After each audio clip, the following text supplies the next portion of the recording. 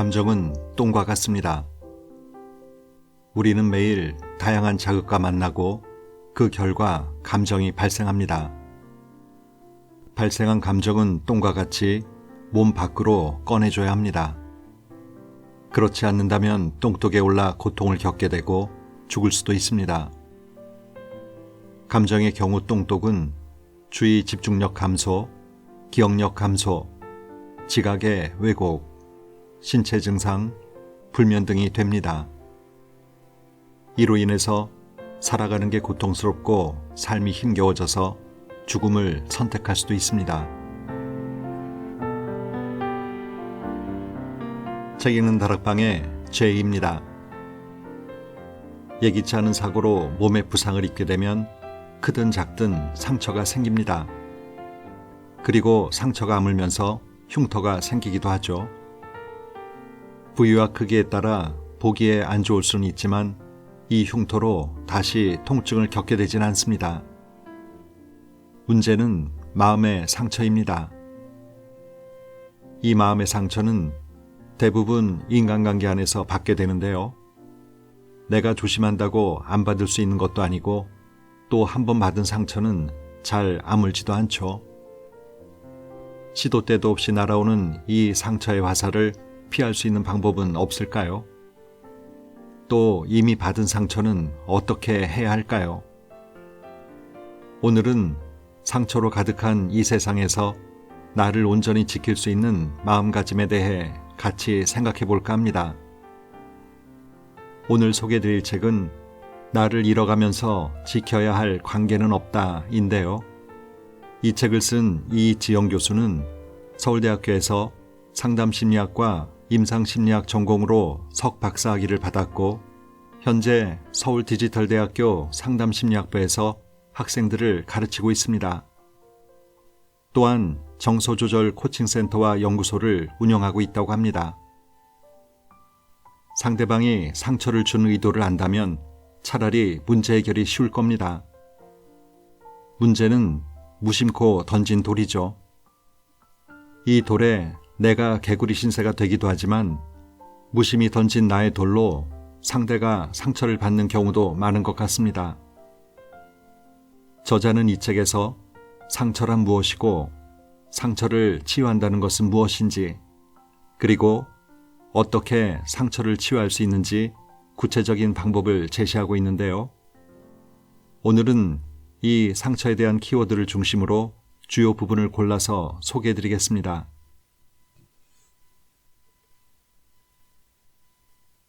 당신이 상처받는 진짜 이유.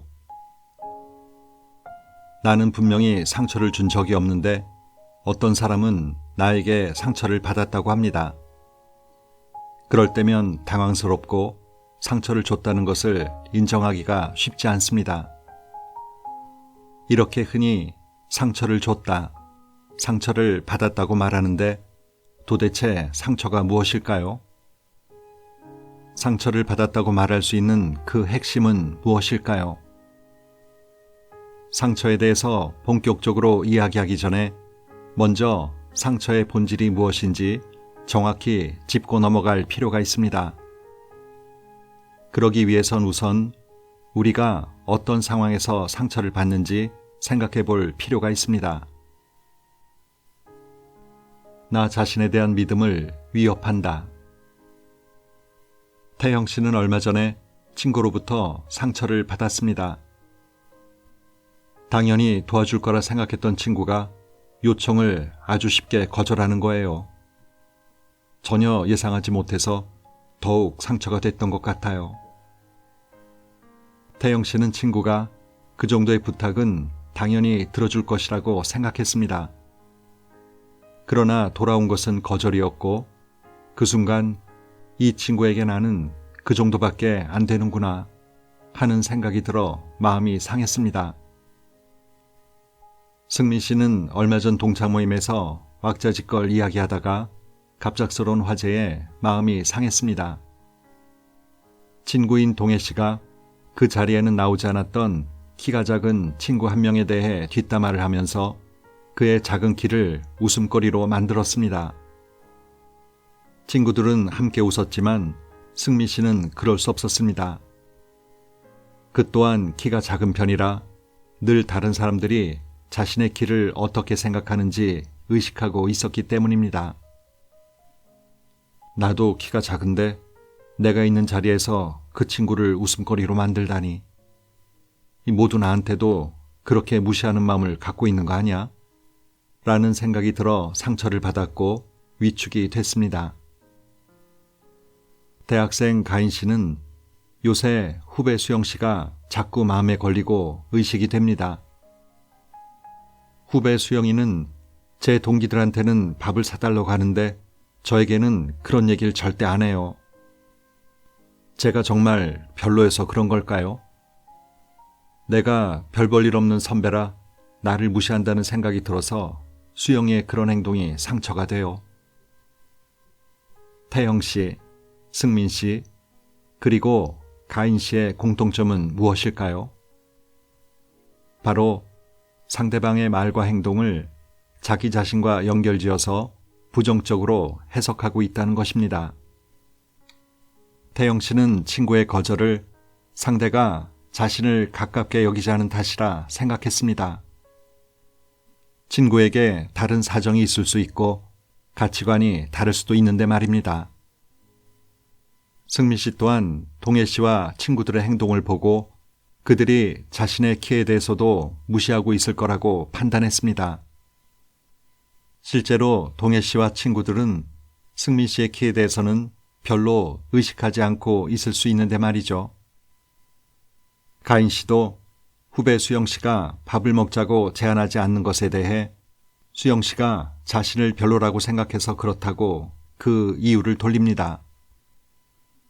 가인 씨가 너무 멋있는 선배라 어려워서 그럴 수도 있고 수영 씨가 다가가는 선배들이 수영 씨와 특별한 인연이 있을 수도 있는데 말입니다. 그렇습니다. 우리는 상대방의 말과 행동을 자신과 연결지어 해석할 때 상처를 받습니다. 누군가의 말이 나의 능력을 깎아내리는 것 같이 들리고 조직에서의 내 역할이 미미한 것처럼 생각되기도 하고 나의 가치를 별로라고 하는 것처럼 느껴지기도 하고 내가 못났다고 말하는 것으로 들리기도 합니다. 오빠에게 고기 반찬을 챙겨주는 엄마의 행동에 상처받기도 하고 바빠서 졸업식에 참석하지 못한 아빠의 행동에 상처받기도 합니다. 같이 놀러 가고 싶었는데 나에게는 말하지 않고 몇몇 친구들끼리만 놀러 갔다 온 얘기를 듣고서 마음이 상하기도 합니다. 그렇게 우리는 부모님이 무심코 던진 말 한마디와 행동에 상처를 받고 자녀와 형제 자매의 말과 행동에 상처를 받기도 합니다. 친구들에게 상처를 받고 연인의 이별 통보로 심각한 치명상을 얻기도 합니다. 이는 그러한 말과 행동들이 우리 자신에 대한 믿음을 흔들어 놓기 때문입니다. 나아가 우리 자신을 버티게 해주는 자존감에 부정적인 영향을 미쳐 상처가 되는 겁니다. 그런데 어떤 경우에는 나에 대한 것이 아님에도 불구하고 상처를 받기도 합니다. 성철 씨는 오랫동안 믿고 좋아했던 선배가 어떤 여성을 성추행했다는 이야기를 들었습니다. 처음엔 믿을 수 없었습니다. 무언가 오해가 있었을 것이라 생각했지만 결국 그 일이 사실로 밝혀지면서 믿었던 선배가 그런 비윤리적인 행동을 했다는 것이 성철 씨에게는 충격으로 다가왔고 헤어나오기 어려운 아픔이 됐습니다. 민영 씨는 아빠를 무척 사랑했습니다. 그러나 대학생이 됐을 때 어머니로부터 충격적인 이야기를 들었습니다. 바로 자신을 그렇게 사랑하고 좋아해줬던 아빠가 엄마를 배신하고 오랫동안 외도를 해왔다는 것이었습니다. 민영 씨는 아빠의 배신이 도저히 용서되지 않았습니다. 그토록 믿었던 아빠의 외도는 마음속 깊이 상처가 됐어요. 너무나 고통스러워요. 성철 씨 그리고 민영 씨의 경우 상대방이 이들에게 직접적인 상처가 되는 행동을 한 것은 없습니다. 그러나 이들 모두 심한 상처와 충격을 받고 고통스러워하고 있습니다. 그렇다면 무엇이 상처를 만들었을까요? 바로 성철 씨, 민영 씨가 타인에 대해서 가지고 있던 믿음이 깨어져 상처가 된 것입니다. 성철 씨는 그 선배를 믿고 따랐습니다. 그 선배가 비윤리적인 일을 할 사람이라고는 전혀 생각하지 못했습니다. 민영 씨 또한 아빠를 굳게 믿었습니다. 그러나 이러한 믿음이 깨지면서 그것은 이들에게 심한 상처가 됐습니다. 우리는 살아가면서 세상에 대한 믿음을 갖게 됩니다. 여러 믿음이 생기고 깨지기를 반복하지만 세상이 이럴 것이라는 믿음이 있어서 세상에 일어나는 일들을 어느 정도 빠르게 이해하고 소화할 수 있습니다. 그런데 이러한 세상에 대한 믿음이 깨졌을 때 우리는 심한 상처를 받곤 합니다. 우리는 세월호 사건을 기억합니다. 우리가 보는 앞에서 물밑으로 가라앉던 그 가여운 아이들을 지켜보면서 아무것도 해줄 수 없었던 그 사건은 사람들에게 엄청난 상처로 남았습니다. 그때 많은 부모들은 우리 아이도 갑작스럽게 죽을 수 있다는 생각을 하게 됐습니다. 즉, 세상에 대해 가지고 있던 믿음이 흔들리면서 심한 상처와 충격을 받게 된 것입니다. 열심히 노력하면 좋은 보상이 올 거라 믿었는데 노력 없이 돈과 배경으로 자신이 얻고자 했던 보상을 쉽게 가져가는 친구들을 보면서 세상에 대한 심한 배신감을 느끼기도 합니다. 신이 자신을 지켜줄 것이라 믿으며 그토록 열심히 신앙생활을 했는데도 자신에게 가장 소중한 아이를 사고로 잃게 됐을 때 신에 대한 믿음이 흔들려 고통스러워 하기도 합니다. 종합해보면 상처란 자신과 타인, 그리고 세상에 대해 가지고 있던 믿음이 흔들리거나 부정적인 방향으로 깨지고 훼손됐을 때 정신세계가 흔들리는 현상입니다. 상처받았을 때 나타나는 감정 변화. 상처는 결국 나의 세계, 즉 나의 경계가 침범당하는 현상이라 할 수 있습니다. 자신, 타인, 세상에 대한 내 믿음이 침범당하는 것이죠. 우리는 상처받으면 화가 납니다. 화, 즉 분노는 자신의 경계가 침범당할 때 느끼는 감정입니다.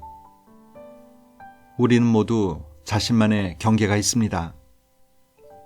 그 경계가 허락 없이 침범당할 때 화가 나죠. 몸은 기본적으로 우리 자신의 물리적 경계에 해당하므로 신체적 폭력은 가장 대표적인 경계 침범 행위이자 분노 유발 행위입니다. 신체적 접촉 또한 마찬가지입니다. 범하는 사람 입장에서는 상대가 예쁘고 귀여워서 토닥거리고 만지는 것일 수 있지만 접촉을 당한 사람은 허락 없이 자신의 경계가 침범당하는 것이라 화날 수 있습니다. 그런데 우리는 물리적으로 접촉하진 않지만 누군가의 경계를 침범하는 행위를 하곤 합니다. 바로 조언입니다. 그 사람을 위해서 한 말이지만 조언을 듣는 사람은 자신의 경계가 침범됐다고 지각할 수 있습니다. 이러한 조언이나 지적은 분노를 유발합니다. 누군가에게 무심코 하는 말 한마디가 또는 그 사람을 위해서 하는 조언이 그 사람에게는 상처가 되어 화를 유발할 수 있는 겁니다. 누군가에게 화를 유발하는 것은 항상 조심해야 합니다. 모든 사람은 화가 나면 화를 유발한 그 상대에게 복수하고 싶은 마음이 들기 때문입니다. 물론 실제로 복수한다는 것은 아닙니다. 복수하고 싶은 마음이 든다는 거죠. 미성숙하고 부족한 사람이어서가 아니라 화라는 감정 자체가 성인군자를 포함한 모든 사람에게 보복하고 싶은 마음을 불러일으킵니다. 그래서 상처받으면 상처를 준 사람에게 자신이 느낀 것만큼 아픔과 고통을 되돌려주고 싶은 마음이 올라옵니다. 안갚음하고 싶고 보복하고 싶습니다. 그렇다면 가장 흔하게 하는 복수의 행동은 무엇일까요? 바로 그 사람에 대한 뒷담화입니다. 그 사람에 대해서 욕하는 것이죠. 실제로 뒷담화는 그 사람에게 부정적인 영향을 미칠 가능성이 높습니다. 아프다는 건 감정이다. 상처받아서 힘들어요. 상처 때문에 너무나 고통스러워요. 가슴이 아파서 미칠 것만 같아요. 그런데 아프다는 것, 고통스럽다는 것, 힘들다는 것의 정체는 무엇일까요? 그 본질은 어디에 있을까요? 힘들다는 것은 바로 감정입니다. 우리는 화를 주체하기 어려워서 힘이 들고 긴장이 되고 조마조마하고 불안합니다. 슬퍼서 힘들고 가슴이 뻥 뚫린 것 같은 공허함에 힘들기도 합니다. 수치스러워 쥐구멍에라도 들어가고 싶지만 그럴 수가 없어서 고통스럽습니다. 즉, 아프다는 것, 고통스럽다는 것, 힘들다는 것은 바로 감정입니다. 상처로 인해 발생한 감정이 우리에게 고통을 주고 아픔이 되는 겁니다. 따라서 상처를 이해하기 위해서는 감정을 이해해야 합니다. 상처는 반드시 불쾌한 감정을 유발합니다. 당황스럽고 놀라고 혼란스럽고 화나고 수치스럽고 슬프고 불안합니다. 그렇다면 여기에서 감정이 무엇인지, 언제 느껴지는지 알 필요가 있습니다. 감정은 어떤 자극이나 대상이 우리의 관심사나 이루길 원하는 목표와 관련되어 있을 때 발생합니다. 그것이 우리가 원하는 것을 이루도록 돕는다고 생각하면 기쁘거나 즐겁거나 행복함을 느끼는 등 유쾌한 감정을 느끼지만, 우리의 바람을 방해한다고 생각되면 불안하거나 슬프거나 화가 나는 등 불쾌한 감정이 느껴집니다. 예를 들어 지나가던 사람이 나와 떨어져서 걷는 행동은 감정을 전혀 유발하지 않습니다. 그러든지 말든지 상관이 없기 때문입니다. 그러나 사랑하는 애인이 자신과 떨어져서 걷는 행동에는 서운함을 느끼곤 합니다. 애인에게 사랑과 애정을 확인받고 싶은 마음이 큰데 떨어져서 걷는 행동은 자칫 자신에 대한 애정이 식었을지 모른다는 생각이 들게 하기 때문입니다. 그렇기에 같은 말이나 행동에 대해서도 우리 마음 안에 있는 관심이나 흥미에 따라서 다른 결과를 불러옵니다. 느끼는 감정이 달라질 수도 있고 상처가 될 수도 있고 그렇지 않을 수도 있습니다. 원하는 것이 없거나 그것에 관심이 없다면 상처가 되지도 감정이 느껴지지도 않습니다. 생각이 아픔을 만든다. 감정을 느낀다는 것은 어떤 자극이나 대상에 대해 생각했다는 겁니다. 자신이 바라는 것에 도움이 되는지 아니면 도움이 되지 않는지에 대한 판단에서 유쾌한 감정인지 불쾌한 감정인지가 결정됩니다. 그렇기에 생각하지 않으면 감정은 느껴지지 않습니다. 판단하지 않으면 불쾌하지 않습니다. 결국 상처는 생각이 만들어내는 것입니다. 상처는 그 사람의 말이나 행동에 대해 내가 어떤 생각을 했느냐에 따라 달라질 수 있습니다. 그렇다고 필요한 판단을 하지 말라는 것이 아닙니다. 판단을 해야 생존과 적응에 필요한 정보를 취해 처한 상황에서 적절히 행동하고 대처할 수 있기 때문입니다. 다만 불필요한 판단을 섣불리 하지 말고 보류하라는 얘기입니다. 판단하지 않으면 상처도 받지 않습니다. 불필요한 평가를 보류하는 연습을 시작해 보세요. 감정은 그저 해소를 요구할 뿐이다. 저 사람은 왜 그렇게 충동적이야? 저 사람은 충동 조절을 잘 못하는 것 같아. 와 같은 얘기를 하곤 합니다. 이처럼 우리는 충동을 분노와 슬픔과 다른 별개의 특별한 감정으로 생각합니다.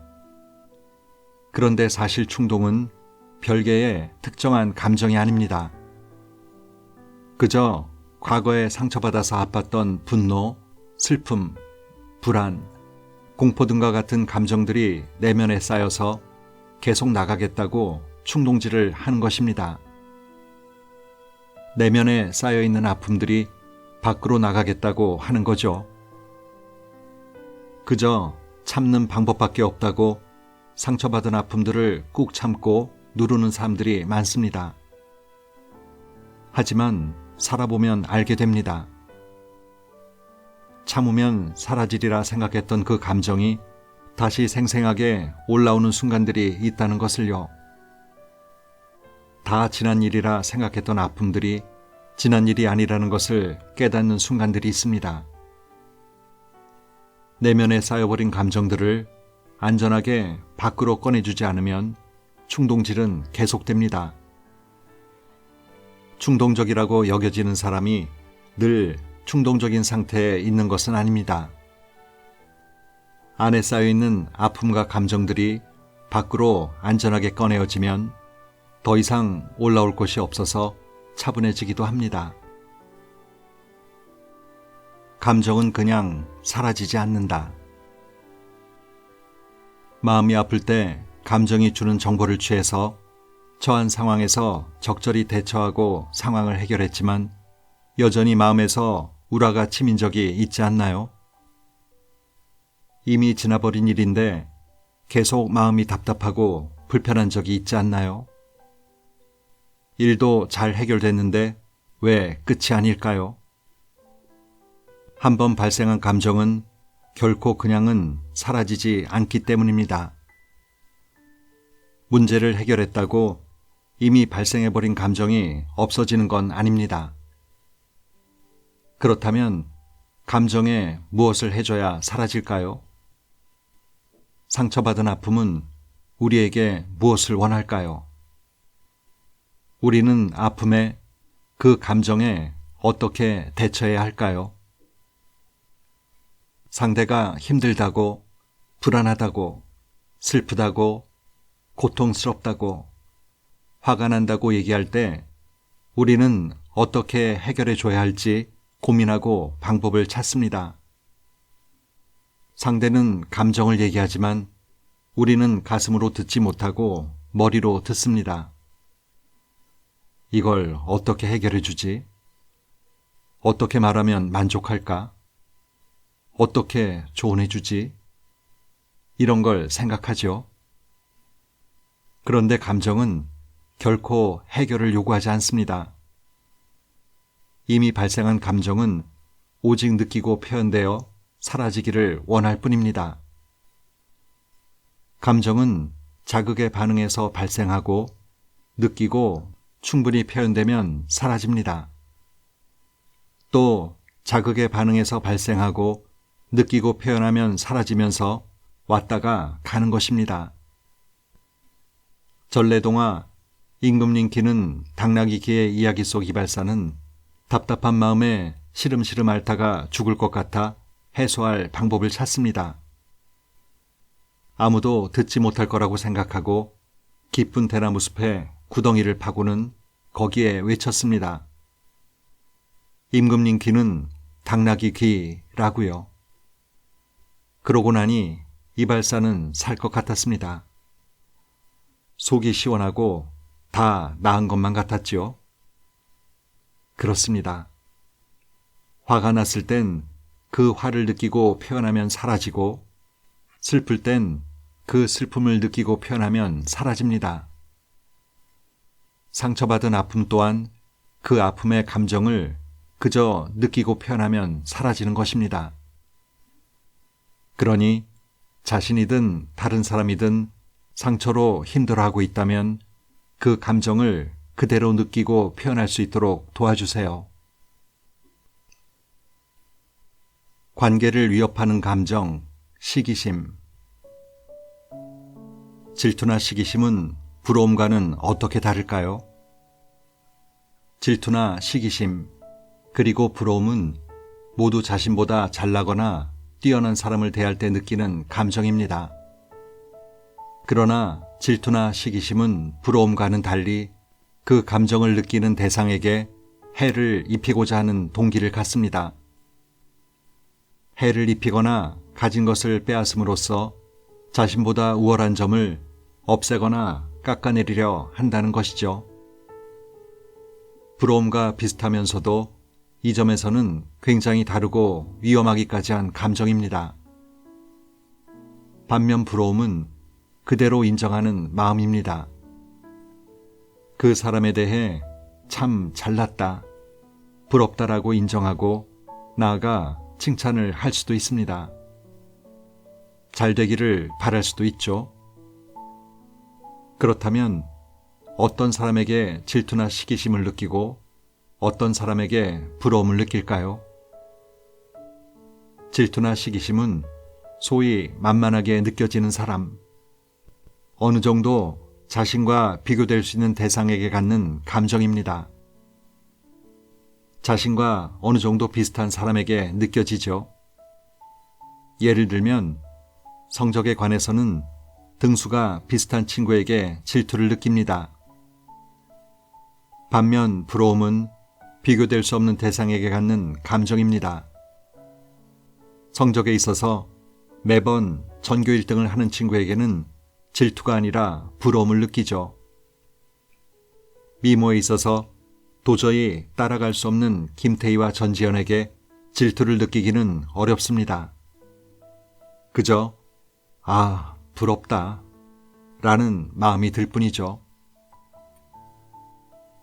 그럼 왜 시기심을 느낄까요? 우리 안에는 사람마다 영역도 다르고 정도도 다르지만 어느 정도의 열등감이 있습니다. 그 열등감이 시기심을 만들어냅니다. 열등감은 다른 사람에 비해 자신이 뒤떨어지거나 부족하다고 생각하는 마음입니다. 이 세상에 완벽한 사람은 없습니다. 모두 부족하고 불완전한 면이 있죠. 문제는 그 부족한 면을 신경 쓰다 보면 그 점이 열등감으로 자리 잡게 된다는 것입니다. 난 부족해. 난 못생겼어. 난 키가 작아.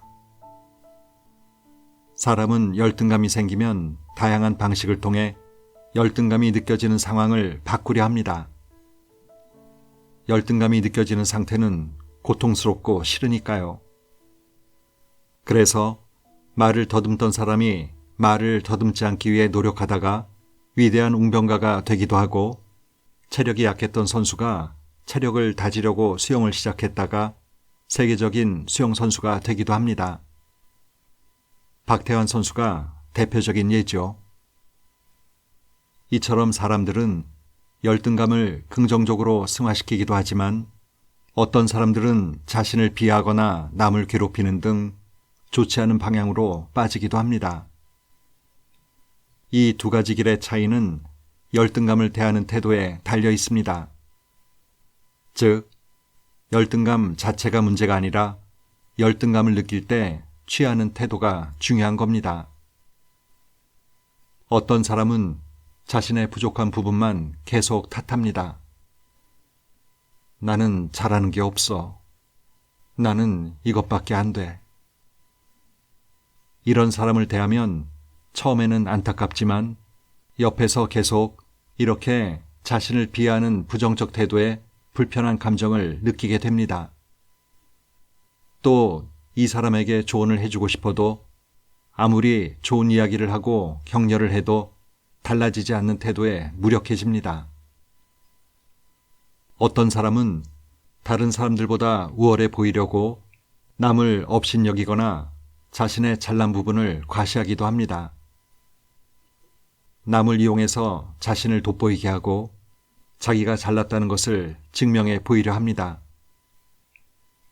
열등감을 느끼는 비교 대상을 교묘하게 또는 적극적으로 괴롭히거나 못살게 굴어서 자신이 그 사람보다 더 나은 위치에 있다는 느낌을 받으려 애쓰기도 합니다.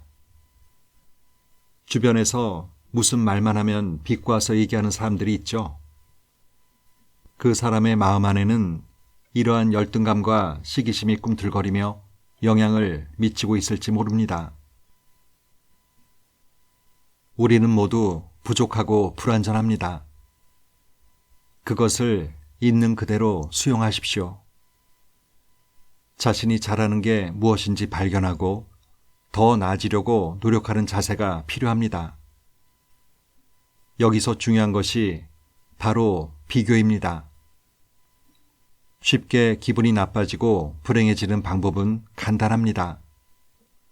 비교하면 됩니다.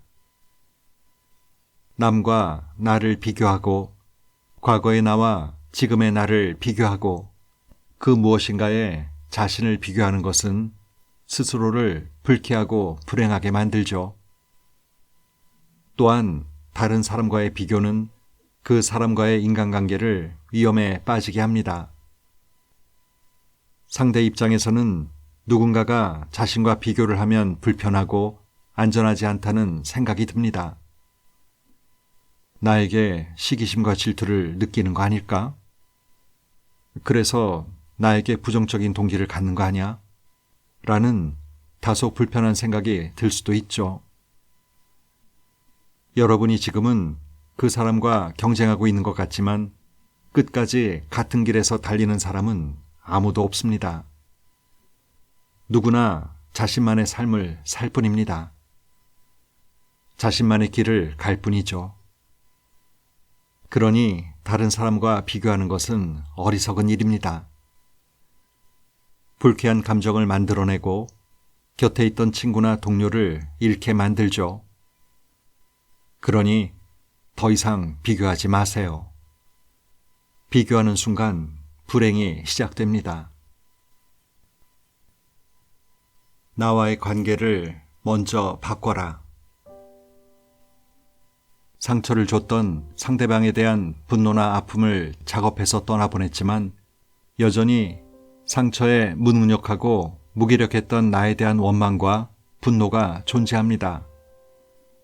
또는 그 상대방의 말이나 행동보다 오히려 자신이 스스로를 더욱 비난하고 무시하고 있었음을 발견하게 됩니다. 인정이나 애정을 충분히 받아왔음에도 불구하고 여전히 이를 갈망하며 신경을 쓰고 상처받는 경우가 많습니다. 강의 중에 한 여성분이 이렇게 질문하셨습니다. 저는 늘 다른 사람들이 저를 인정해 주는지 아닌지에 신경을 쓰고 상처를 받고 감정이 상해요. 그런데 생각해 보면 지금껏 많은 사람들이 저를 칭찬해 줬어요. 그런데도 저는 왜 계속 인정에 목을 매달고 마음이 상할까요? 왜 실제로 많은 인정과 사랑을 받는데도 쉽게 상처를 받을까요? 저는 그분께 혹시 선생님은 자신을 인정해 주시나요? 라고 물었습니다. 그때 그분은 잠시 멈췄습니다. 정작 자신이 그렇게 노력하고 애써왔던 스스로를 인정해 주지 않았다는 것을 깨달았던 겁니다. 사실 상처를 회복할 수 있는 열쇠는 외부에 있는 것이 아니라 나 자신 안에 있습니다. 그것은 바로 내가 나를 대하는 태도에 있죠. 여러분은 자신을 얼마나 사랑하시나요? 여러분은 자신을 얼마나 인정하시나요? 자기 자신을 인정하지 못하기 때문에 다른 사람의 인정에 신경을 쓰는 경우가 정말 많습니다. 즉, 상처의 핵심은 나 자신과의 관계에 있는 겁니다. 그러니 다른 사람의 시각과 태도를 바꿀 것이 아니라 내가 나를 대하는 태도, 즉, 나와의 관계를 바꿔야 궁극적으로 상처에서 벗어나 회복할 수 있습니다. 다른 사람이 여러분을 사랑하기 바라는 만큼 여러분은 여러분 자신을 사랑하시나요? 다른 사람이 나를 인정하기 바라는 만큼 여러분은 여러분 자신을 인정하고 계시나요? 자신이 자신을 인정하지 않기 때문에 아무리 타인의 칭찬과 인정을 받아도 여전히 인정에 고픕니다. 자신이 자신을 사랑하지 않기 때문에 아무리 타인의 사랑을 받아도 믿을 수 없고 사랑이 고픕니다. 내가 나를 인정하지 않고 사랑하지 않을 때 주변으로부터 인정과 사랑을 얻어 채우려 합니다. 자신이 자신을 인정해주고 사랑해주면 되는데 그것을 생각하지 못하고 주변으로 시선을 돌려 계속 채워달라고 기대하고 요구합니다. 거기에 꽂히고 압도당해서 주변의 사랑과 인정을 받아서 채우려 합니다. 그러나 내가 나를 채워주기 전까지는 결코 채워지지 않습니다. 그렇다면 나와의 관계를 바꾸기 위해서는 어떻게 해야 할까요? 내가 나를 인정하지 않고 사랑하지 않아서 계속 상처받는 거라면 어떻게 해야 할까요? 바로 내가 나에 대해 갖고 있는 그 불쾌한 감정을 거두어내야 합니다. 그 감정을 안전하게 해소해서 떠나보내야 합니다. 먼저 분노와 원망, 미움을 해소하십시오. 대부분이 자신에게 분노와 미움과 같은 불쾌한 감정을 갖고 있습니다. 그 감정이 해소되지 못한 채 표면에 계속 맴돌고 있죠. 너에게 정말 화가 나. 그렇게밖에 못하는 너에게 화가 나. 네가 정말 미워. 그것밖에 안 되는 네가 정말 미워. 그러나 사람들은 그 감정에 휘둘릴 뿐 직접 만나기를 두려워합니다. 자신에 대한 화난 감정과 만났을 때 자신을 정말 싫어하게 될까봐, 그리고 미워하게 될까봐 두려워서 대놓고 만나지를 못합니다. 그저 불쾌한 감정이 있다는 것을 짐작은 하면서도 그저 외면하고 눌러놓습니다. 그런데 여러분들이 만나지 않고 눌러놓는다고 해서 그 감정이 얌전히 숨어있진 않습니다. 옆에서 너 미워, 너 싫어 라고 속삭이며 계속 알짱거리고 맴돌면서 괴롭힙니다. 그렇게 영향을 받아 주변 사람들의 말이나 행동, 그리고 처하는 상황이나 사건에 쉽게 상처받게 되죠. 그러니 나에 대한 그 감정을 만나서 실컷 밉다고 해보세요. 자신이 싫다고 해보세요. 자신에게 화가 난다고 대놓고 말해보세요. 우리 안에 있는 그 감정은 밖으로 내보내야 해소되어 사라질 수 있습니다. 자신을 미워하는 그 감정에 주의를 기울여 말, 글, 몸으로 해소될 때까지 계속 따라가면서 꺼내보세요. 작정하고 만나서 실컷 대놓고 미워하고 화내보세요. 그래야 비워질 수 있습니다. 더 이상 자신을 미워하거나 싫어하지 않을 수 있습니다. 표면에 맴돌던 자신에 대한 분노와 원망의 감정이 해소되어 사라지면 신기하게도 그 아래에 있던 자신에 대한 불쌍함과 안타까움 등 연민의 감정이 올라옵니다. 모든 사람에게는 자신에 대한 애정이 있습니다. 평생을 함께 해온 벗으로서 연민과 유대감이 있죠. 화와 미움의 감정이 비워질 때 불쌍함과 연민은 비로소 올라올 수 있습니다. 그 순간이 자신에 대한 태도가 변화되는 지점임을 기억하십시오. 불쌍함과 안타까움의 감정 또한 충분히 느끼고 표현하면 해소됩니다. 다른 감정과 마찬가지로 불쌍하다고 계속 표현해 보세요. 불쌍한 감정에 충분히 머물러 계속 표현하는 것이 효과적입니다. 불쌍해. 그럴 수밖에 없었던 네가 너무 가여워. 그래야 이 감정도 떠나보낼 수 있게 됩니다. 불쌍한 감정을 계속 표현하다 보면 자연스럽게 자신을 지지하는 생각들이 올라오기 시작합니다.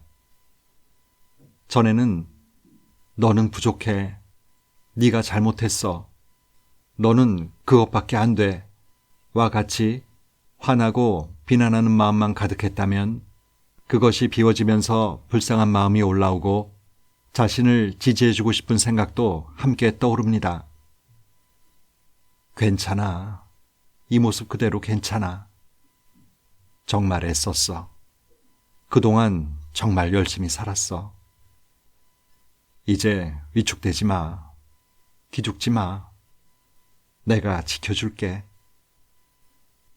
이 목소리로 화와 원망이 차지하고 있던 자리가 채워지게 되죠. 자신을 지지하는 생각들이 결국 나를 지켜주는 힘이 되는 겁니다. 세상에 수많은 위험한 일들과 상처들이 있을 때 그 힘으로 대처하고 버텨내며 살아갈 수 있게 됩니다. 그러니 자기 위안의 목소리를 찾았다면 그것을 구체적으로 적어보세요. 그렇지 않으면 쉽게 잊어버리고 맙니다. 이 메시지들이 우리 곁에 붙어 있을 때 우리는 힘이 더 세지고 세상과 맞설 수 있게 되죠. 자기 위안의 목소리를 하루에도 여러 번 의식적으로 되뇌어서 늘 곁에서 목소리 내도록 해보세요. 우리가 받은 상처 가운데 가장 아픈 상처는 누구로부터 받은 상처일까요? 다른 사람보다 오히려 가장 가깝고 가장 사랑하는 사람에게서 받은 상처가 더 깊고 크지 않나요? 남이 아니라는 이유로 배려 없이 내 몸 편한 대로 함부로 행동하고 내 맘대로 하고 싶은 말 하다 보면 그게 의도치 않게 상대에겐 상처가 될 때가 많은 것 같습니다. 나를 잃지 않으려면 먼저 내 소중한 사람들과의 관계부터 지켜야 하지 않을까 생각이 되네요. 오늘도 좋은 하루 보내세요.